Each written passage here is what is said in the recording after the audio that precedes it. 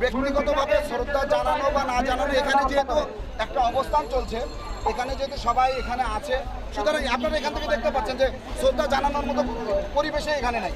তো এর পরেও যদি কেউ হটকারী ক্রিয়ার সাথে স্পাইসি করবার জন্য বা স্পাইকারি করবার জন্য অথবা অন্য কোনো অসৎ উদ্দেশ্যে এখানে আসে, সংগঠনের কারণে ছাত্র জনতা তো পরিবেশ ভালো রাখবার জন্য একটা ব্যবস্থা করবে।